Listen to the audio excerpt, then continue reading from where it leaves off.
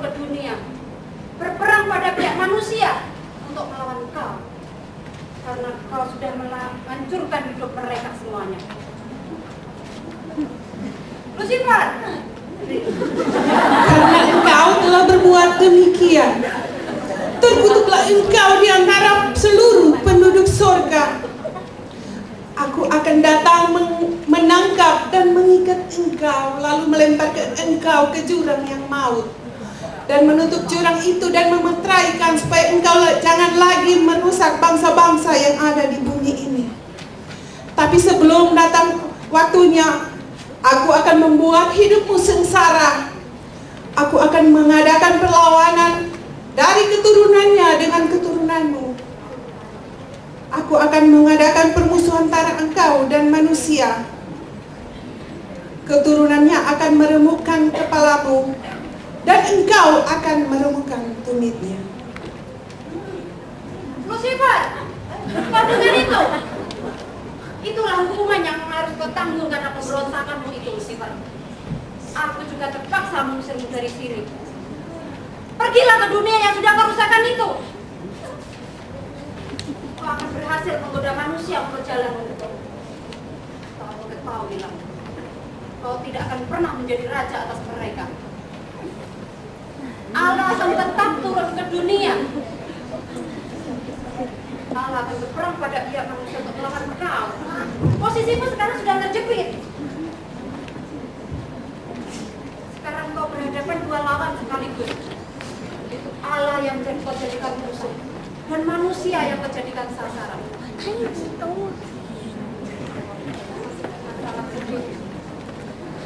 Paksa.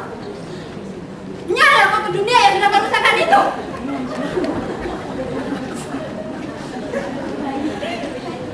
Lucifer diusir Allah dari surga.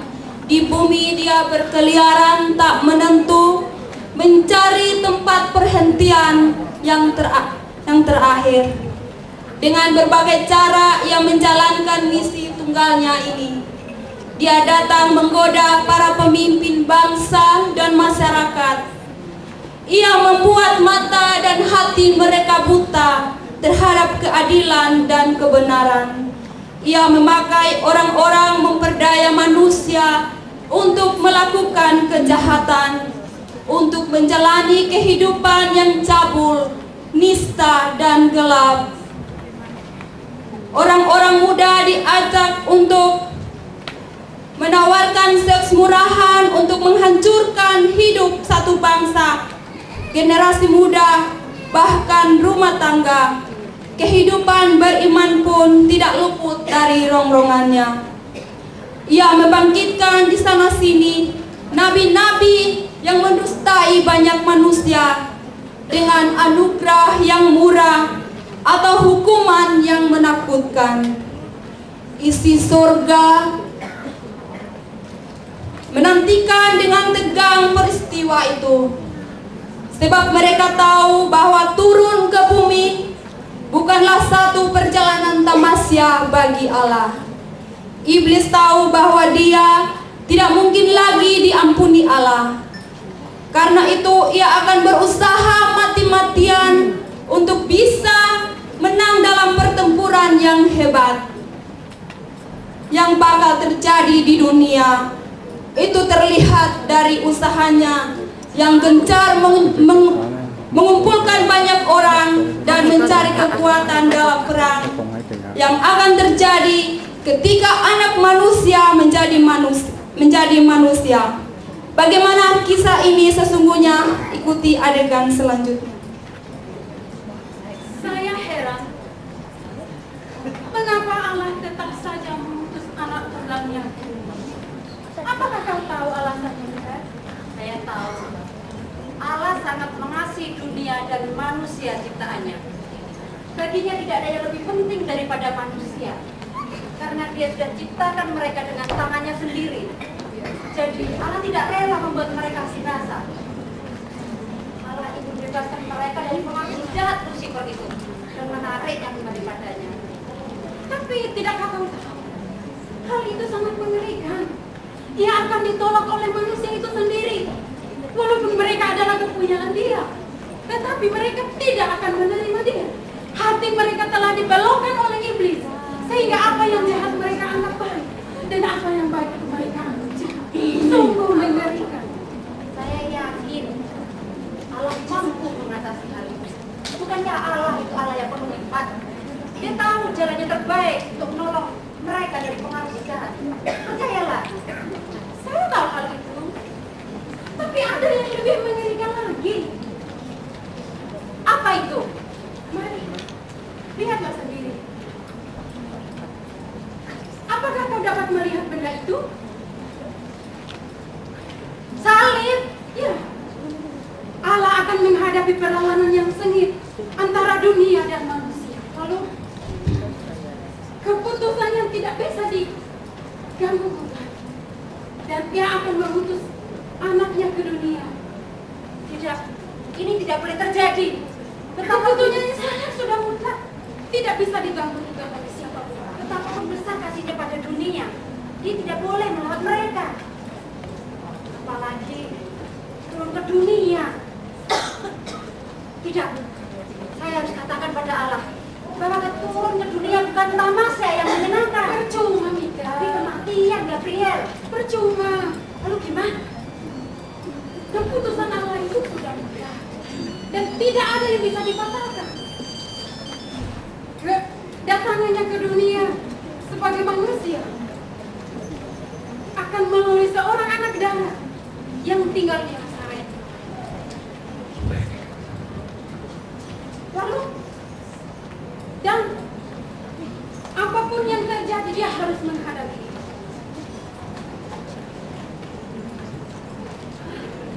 Tidak boleh terjadi. Saya harus menghadap Allah.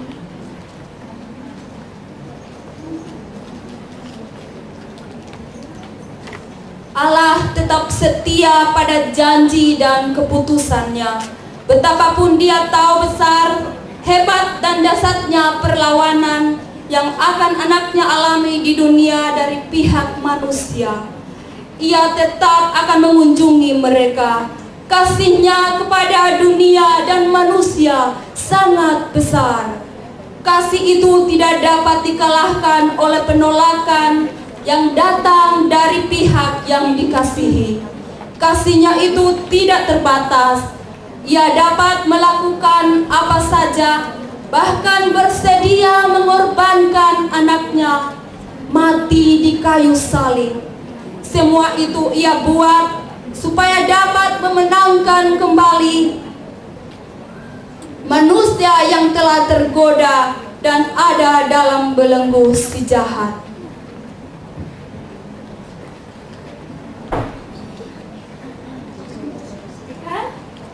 Kok masih di sini? Ya, aku menunggumu. Apakah negara itu bersedia? Mulanya sih dia tidak percaya, tapi setelah kujelaskan semua, dia mengaku-ngaku. Dengan segala kerendahan hati, dia mentaati firman Allah. Kupikir dan aku harap anak darah itu menolak, sehingga batallah niat yang mengerikan. Tidak mungkin, Kak. Keputusan Allah itu tidak bisa diganggu gugat oleh siapapun. Dan anaknya akan turun ke dunia, akan menjadi manusia di antara kita. Dan dia akan menghadapi perlawanan yang sengit. Lalu anak darah itu bersedia untuk menjadi ibu dari engkau. Tidak, ini tidak mungkin. Tidak, aku harus segera menghadap Allah. Percuma, Mika.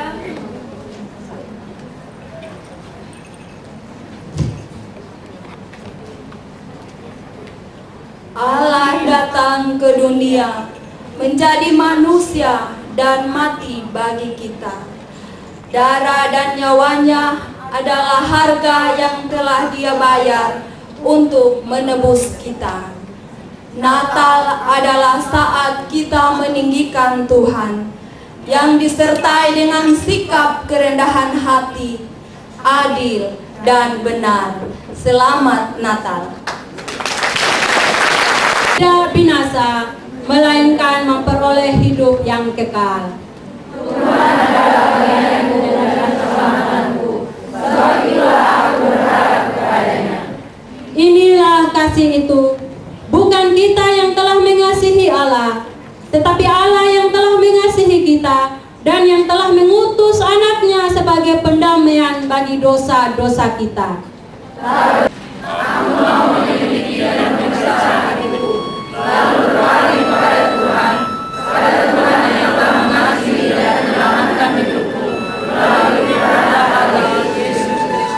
Amin. Jemaat dipersilakan duduk.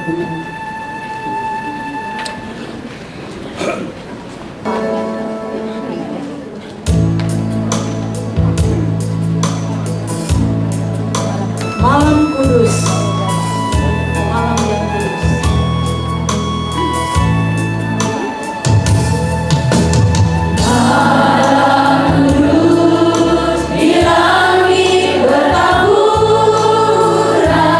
Bintang gemilang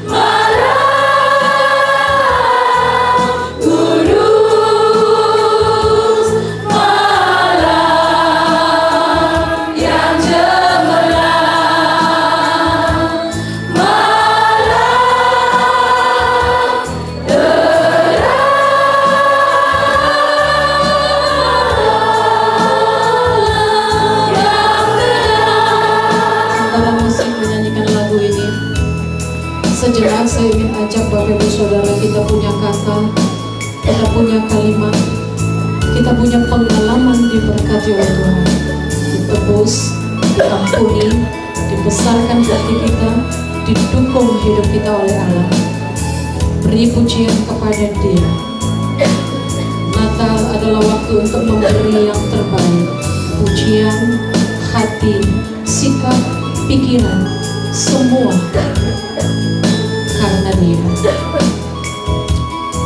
Mari kita bersama-sama bersorak. Mari kita bersama-sama memuji Dia dengan ucapan syukur. Terima kasih Tuhan. Kami memuji.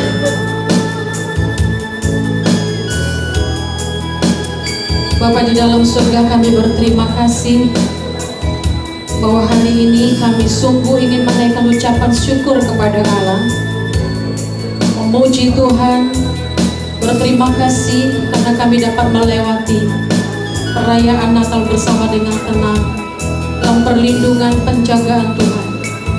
Sementara di sisi lain kami tahu ada air mata, ketakutan, trauma, tidak punya pengharapan untuk menghadapi hidup. Bapa, kami ada dalam dua sisi. Pada satu sisi kami memuji Allah yang memberi perlindungan dan kenyamanan hari ini dan sampai kekekalan. Tapi pada sisi lain kami ada dalam dunia. Semakin hari bukan semakin mendatangkan kebaikan dan kedamaian, tapi kami sadar bahwa kehadiran kami menjadi garam dan terang, menjadi wakil-wakil dan utusan Tuhan, menyatakan damai Allah itu sudah datang, pengampunan dan pengharapan itu sudah tiba dengan hadirnya Yesus Kristus dalam dunia ini. Kami berdoa dengan satu sikap kesadaran yang jelas, kehadiran gereja khususnya kami ICF adalah untuk menjadi berkat, bergandengan tangan, saling mendukung, bekerja bersama dengan sesama sahabat-sahabat gereja yang lain. Kami berdoa Tuhan urapi semua kami yang boleh mengambil bagian di dalam pekerjaan Tuhan. Terima kasih Tuhan, kami tahu Tuhan Yesus bahwa telinga kami dibukakan Tuhan untuk mendengar setiap cerita. Kami tahu juga mata Tuhan yang penuh kasih dan betapa kudusnya Engkau melihat kejahatan di muka bumi. Tapi kami tahu bahwa mata yang sama itulah mata Tuhan penuh dengan kasih. Telingamu tidak tertutup untuk mendengar setiap teriakan manusia yang dalam keputusasaan, yang dalam keadaan bingung dan tidak punya pengharapan. Dan tangan Tuhan juga tentu tidak kurang panjang untuk menolong mereka. Dengan demikian kami terbuka untuk dipakai oleh Tuhan. Berkati kami semua yang ada dalam ruangan ini, khususnya jika Tuhan kiranya berkenan memakai kami dalam pelayanan ICF ke dalam tangan-Mu. Juga Tuhan kami berdoa untuk bangsa kami Indonesia dalam keterpurukannya yang berkepanjangan. Tapi kami percaya bahwa hikmat Allah dapat menghentikan semua itu. Dan jikalau Allah memerintah, maka keadilan dan kebenaran itu akan nyata. Kami hanya bisa berdoa, waktu Tuhan adalah waktu yang paling tepat menjawab doa umat-Mu dengan sempurna. Kami percaya Tuhan juga bisa memakai siapa